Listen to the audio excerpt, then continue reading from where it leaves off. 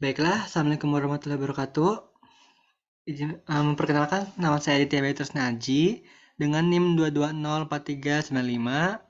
Kali ini saya akan mempresentasikan tentang hasil penelitian saya mengenai olesan kunyit untuk kesehatan kulit. Baiklah, kita langsung saja. Oke, jadi kunyit adalah rempah-rempah yang berasal dari Asia, terutama dari India, dan banyak digunakan sebagai bumbu pelengkap untuk suatu hidangan berkuah. Kebanyakannya untuk hal hidangan itu.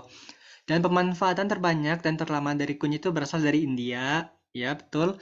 Dan di India, kunyit dianggap sebagai sesuatu yang suci dan bernilai tinggi karena melambangkan kesejahteraan juga.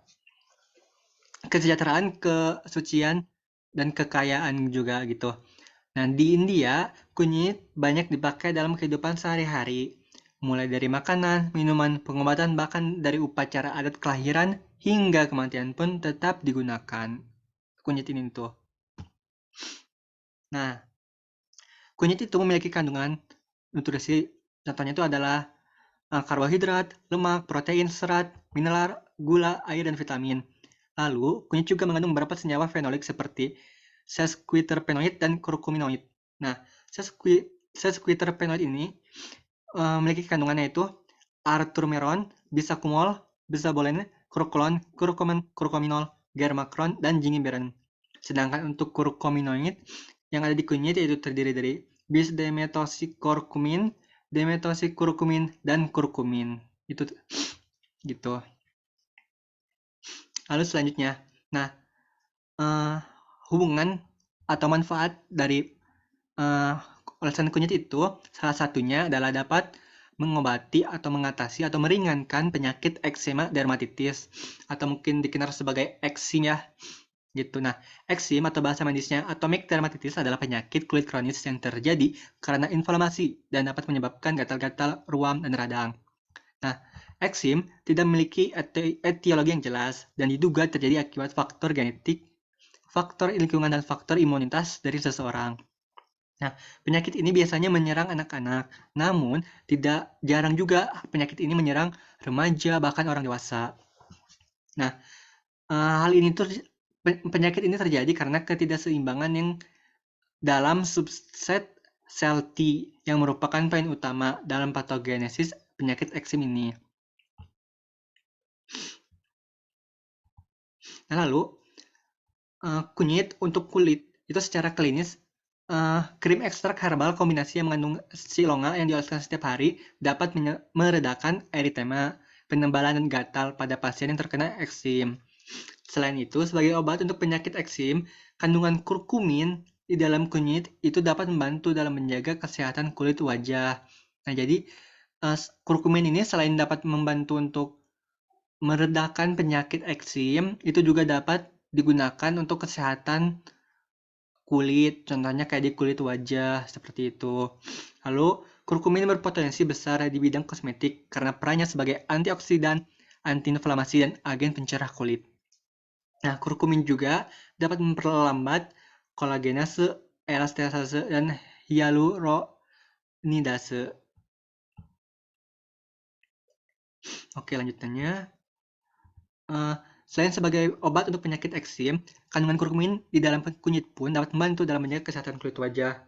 Nah, kurkumin ini berpotensi besar di bidang kosmetik karena perannya sebagai antioksidan, antiinflamasi, dan agen pencerah kulit.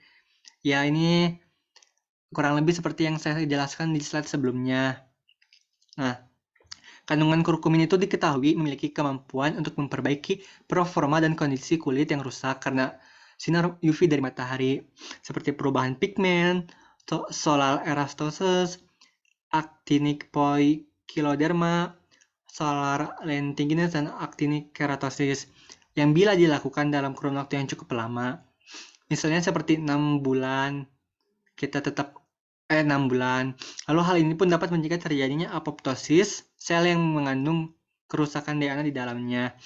Jadi maksudnya itu adalah jika kita melakukan perawatan secara jangka lama, mungkin jangka lama selama 6 bulan, maka kita dapat memperbaiki performa dan kondisi kulit yang rusak karena sinar matahari. Seperti itu. Dan selanjutnya adalah efek kekhususan. Meskipun memiliki banyak sekali manfaat, tetapi penggunaan berlebihan sangat tidak dianjurkan karena hal ini dapat menyebabkan efek samping. Contohnya adalah seperti diare, sakit kepala, ruam, dan feses yang berwarna kuning atau terlalu kuning. Nah, terus disarankan juga menurut hasil pengkajian dari penelitian orang lain yang saya kaji, itu nilai asupan harian kunyit yang dianjurkan ialah berkisar antara 0 sampai 3 mg per kilogram berat badan kita gitu. Oke, selanjutnya adalah pembuatan olesan kunyit. Nah, untuk membuat olesan kunyit ini tuh sebenarnya sangat mudah. Yang pertama itu cukup campurkan 1 sampai 2 sendok teh bubuk kunyit dengan air hangat. Lalu sebelum dioleskan ke bagian kulit yang kita inginkan, pastikan untuk mencuci tangan kita terlebih dahulu. Lalu baru oleskan pasta kunyit tersebut dengan lembut dan merata.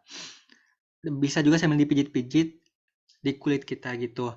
Terus ya tutupi secara merata, oke. Terus biarkan hingga mengering selama 15 menit hingga 1 jam. Itu tergantung tujuan pemakaiannya. Bahkan ada juga yang sampai 12 jam gitu. Tergantung apa yang tujuan kita pemakaiannya dan daerah mana yang kita oleskan. Seperti itu. Selanjutnya adalah syarat dan ketentuan pemakaian. Nah, sebelum melakukan olesan kunyit ini, kita harus memastikan diri kita itu apakah memiliki alergi terhadap kurkumin atau ya terhadap kunyit ataupun kandungannya seperti kurkumin ataupun kandungan yang ada di kunyit lainnya. Lalu, jangan mengkonsumsi terlalu sering atau berlebih.